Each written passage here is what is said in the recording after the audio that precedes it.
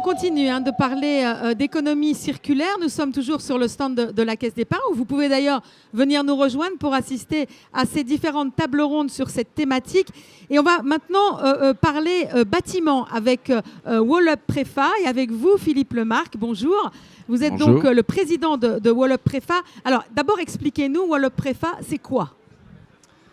Wolup Préfa, c'est donc une usine qui fabrique, la première usine en France et au monde qui fabrique donc des murs préfabriqués en béton de chanvre. Alors, c'est quoi ? Quel est l'avantage de ces murs et pourquoi le chanvre ? Expliquez-nous.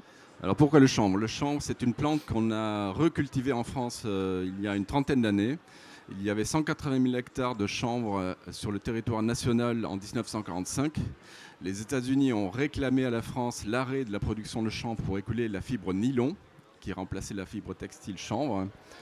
Et le général de Gaulle a eu la bonne idée de garder la semence chanvre qui est spécifique. Donc ce n'est pas le chanvre que l'on peut fumer, c'est le chanvre que l'on plante pour faire de la production industrielle. Et donc à base de ce chanvre, on fait aujourd'hui des tableaux de bord de voitures, des contreportières de voitures. On fait évidemment du paillis, que vous voyez dans tous les parcs et jardins. Mais on fait aussi du béton de chanvre. Et le béton de chanvre, c'est donc un matériau formidable, puisqu'il va avoir une résistance au feu exceptionnelle de 4 heures. Il va permettre d'avoir un déphasage très important à la chaleur d'été. Or, la problématique de demain et d'aujourd'hui, c'est bien la chaleur d'été. C'est comment éviter d'avoir de la climatisation partout dans les bâtiments. Eh bien, le béton de chanvre y répond. Et c'est un matériau qui va évidemment être un isolant formidable. Donc en fait, ces avantages sont surtout écologiques, c'est ça ? Eh bien oui, parce que ce matériau va stocker du carbone. Donc stocker du carbone à la plantation du chanvre. Un hectare de chanvre stocke 15 tonnes à l'hectare. C'est la même quantité qu'un hectare de bois, sauf que lui, il le stocke tous les ans. Tous les ans, on plante du chanvre. On plante du chanvre en avril, on le récolte en septembre. Tous les ans, on stocke 15 tonnes. Le bois, c'est aux alentours de 50 ans. Et donc, ce stockage carbone, on l'enferme dans le bâtiment. Et donc, c'est important pour décarboner la construction. L'usine d'Aulnay, en Seine-et-Marne, est la première du genre en France, vous l'avez dit. Pourquoi, si le chanvre a tant d'avantages, on ne l'a pas utilisé plus tôt ? Parce qu'on avait les semences. Exactement, on avait les semences, donc on a réutilisé ces semences il y a 30 ans, on a replanté du chanvre il y a 30 ans. Et il y a 30 ans, un collectif de chanvriers, de chaux-fourniers, c'est-à-dire de fabricants de chaux, d'architectes et d'ingénieurs, dont je fais partie, se sont réunis pour constituer les règles professionnelles d'utilisation du béton de chanvre. Donc c'est franco-français, cocorico. On utilise du béton de chanvre partout dans le monde avec les règles professionnelles françaises. On a construit dans le bush australien, on a construit au Japon avec les règles professionnelles françaises. Et donc Wolup est la première usine de préfabrication de panneaux de béton de chanvre au monde. Alors, on parle de matériaux biosourcés, c'est ça ? Ça veut dire quoi un matériel biosourcé ? La définition est complexe. Biosourcé, c'est issu d'une production effectivement bio, sourcée, donc essentiellement d'origine agricole.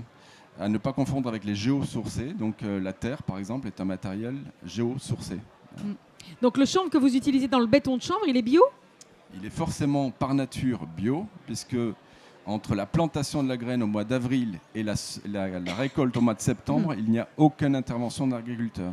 C'est-à-dire que l'agriculteur ne vient pas mettre des pesticides, l'agriculteur ne vient pas déverser des produits chimiques, et il n'irrigue pas le champ. Donc il y a zéro intervention.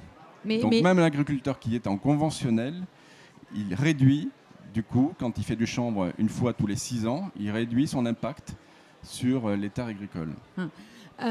Les débouchés, elles sont énormes, si on vous croit, parce que ça réglerait quand même pas mal de problèmes. Oui, les débouchés s'annoncent énormes avec la future réglementation environnementale qui s'appelle la RE 2020.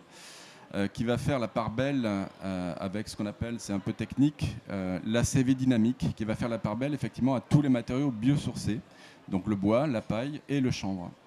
Mais le chanvre est plus intéressant que les autres, parce que le chanvre, faire des murs préfabriqués de chanvre, de béton en chanvre, comment ça vous est venu cette idée ? Ce sont des maçons, il y a 30 ans, qui se sont dit, tiens, on va réutiliser des techniques ancestrales. Donc on mélangeait de la chaux Parce que le béton de chanvre, c'est un faux ami. En fait, béton de chanvre, c'est de la chaux avec de la chêne vote. Donc on va mélanger de la chaux avec de la chêne vote, donc le bois de la plante chanvre, pour en faire des murs. Et ça a très bien marché, bien évidemment. Donc on l'a consolidé avec ses règles professionnelles de manière à encadrer la production du béton de chanvre. Et maintenant, on le passe au niveau industriel. Il n'y a aucune contre-indication de son utilisation? Le seul problème du béton de chanvre, c'est le temps de séchage. Le temps de séchage en projection est long. Et donc, c'est la raison d'ailleurs pour laquelle on a fait cette usine de préfabrication, parce que ça permet de faire du hors-site et donc de localiser hors site du chantier la production et le temps de séchage. D'accord. De quoi vous auriez besoin pour vous développer? Parce que là, votre produit, en fait, il vaut de l'or. Après, comment vous vous développez?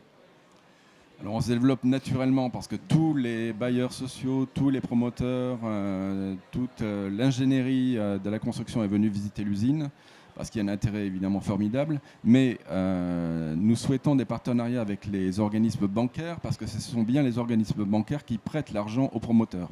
Et donc eux peuvent être un filtre important pour orienter les commandes. Écoutez, ça tombe bien, on est sur le bon stand. Hein. Exactement.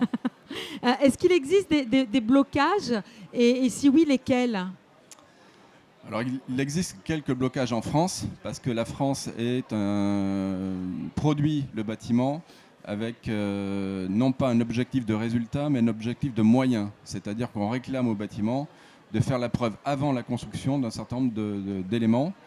Ce n'est pas le cas du reste de l'Europe, qui était un objectif de résultat. C'est-à-dire qu'on laisse construire en expérimental le bâtiment et on va vérifier à l'issue de la construction les qualités qui y ont été annoncées.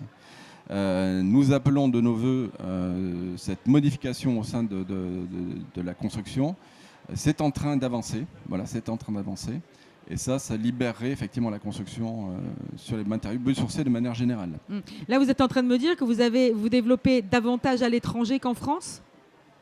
Aujourd'hui, oui, les marchés alors, il y a beaucoup de marchés en France, mais il y a beaucoup de marchés aussi à l'étranger. Voilà. À l'étranger qui veulent nous copier. Voilà, clairement. Oui. Les Canadiens, par exemple, souhaitent développer des usines de matériaux en béton de chanvre.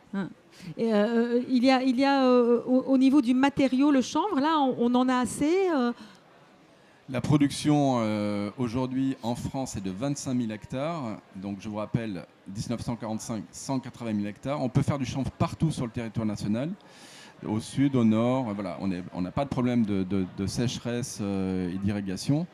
Donc il n'y a pas de problème de matière première.